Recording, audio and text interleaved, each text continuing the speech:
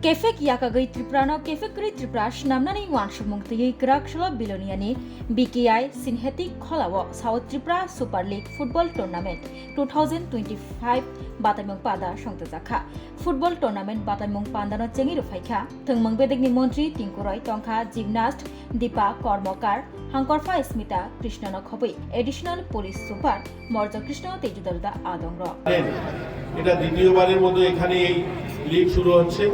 গত বছর এই মঞ্চে মাননীয় মুখ্যমন্ত্রীর হাত ধরে এটা শুরু হয়েছিল, আমি নিজে উপস্থিত ছিলাম এবং এই রাজ্যের খেলাধুলার অগ্রগতি আমার আগের বক্তা বলেছিলেন যে আমাদের মাননীয় দুরাচার্য ওয়ার্ডি বিশেষজ্ঞ বলেছিলেন দীপা কর্মকারের কথা।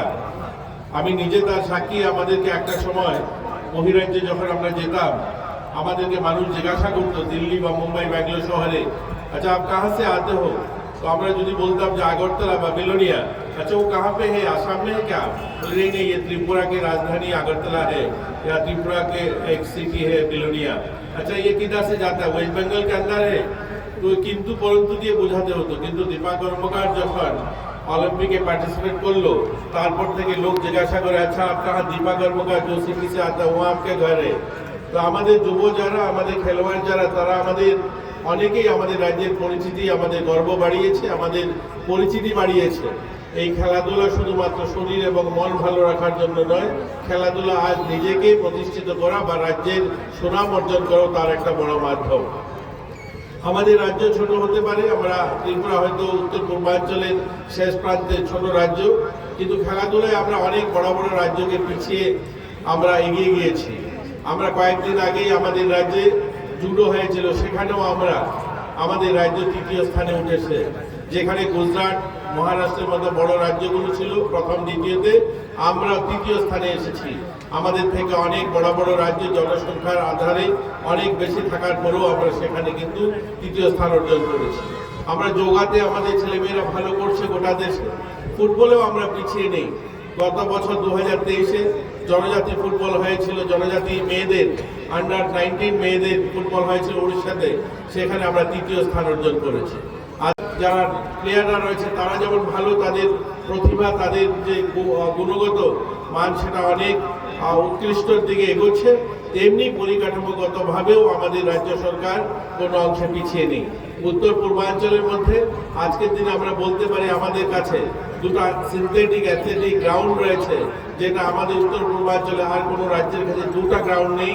অলমোস্ট একটা গ্রাউন্ড আমরা ইনগুরেশন করেছি, আরেকটা গ্রাউন্ড খুব শীঘ্রই উদ্বোধন হবে। আমাদের কাছে সিনথেটিক হকি ট্র্যাক রয়েছে।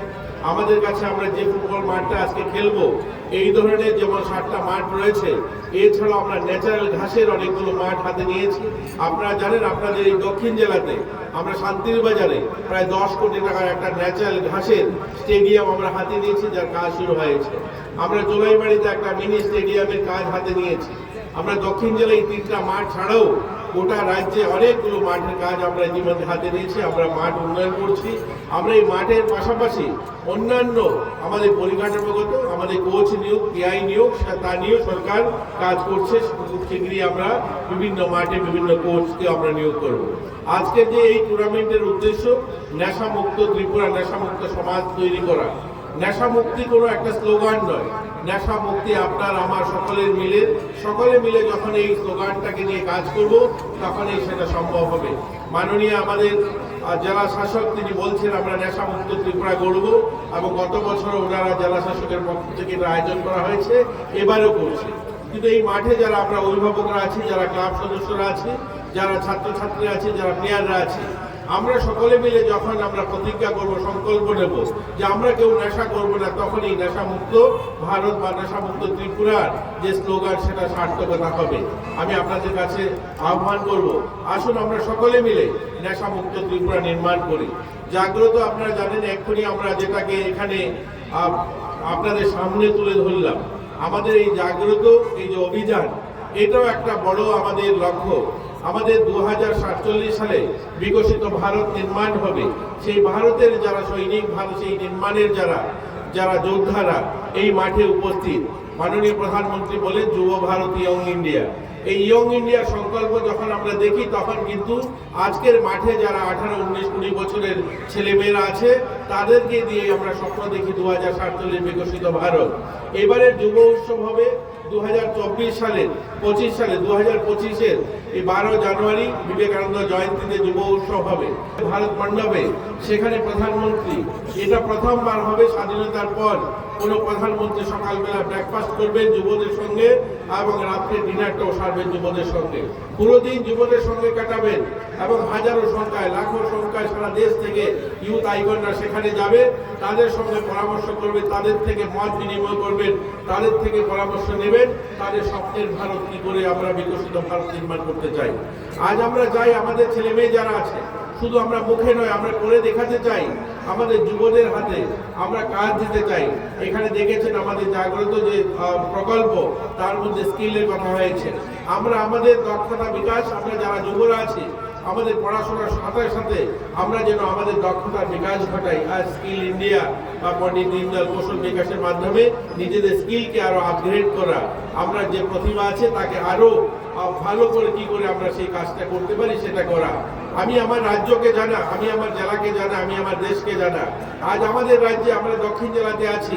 এই দক্ষিণ জেলায় এত সমৃদ্ধ জেলা, যে জেলাতে আমাদের রাজ্যে প্রায় 1 লক্ষ মেট্রিক টন রাবার হয়, যার সিংহভাগ এই দক্ষিণ জেলাতে হয়। আমরা যুব যারা আছে আমাদের স্কিল যদি বাড়াই, আমরা যদি সেই ধরুন রাবারটাকে আপগ্রেড করতে পারি, তার যদি ভ্যালু এডিশন করতে পারি, অনেক মানুষ এখানে স্বাবলম্বী হতে পারে। এই ধরনের আমাদের রাজ্যে যে সমস্ত সম্ভাবনাময় দিকগুলো আছে আমাদের রাজ্যে, দেখুন একদিকে যেমন উত্তরে আমরা শৈবতীর্থ নুকুটি রয়েছে, আরেকদিকে আমাদের মধ্য ত্রিপুরায় যেখানে আমাদের গোমতীতে মা ত্রিপুরেশ্বরী রয়েছেন, আরেকদিকে দক্ষিণে পিলাক রয়েছে।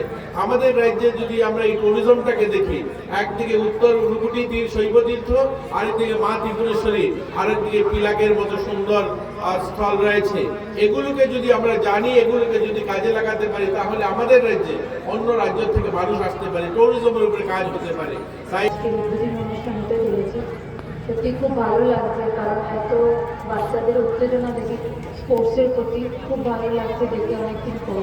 কারণ আমরা জানি আজকাল লিগ যেভাবে খোখো, রেসলিং, হকি লিগগুলি হচ্ছে, সেখান থেকে বাছাই করে আসছে বাচ্চারা, তারাই আগামী দিনে ইন্ডিয়ান টিমকে রিপ্রেজেন্ট করছে।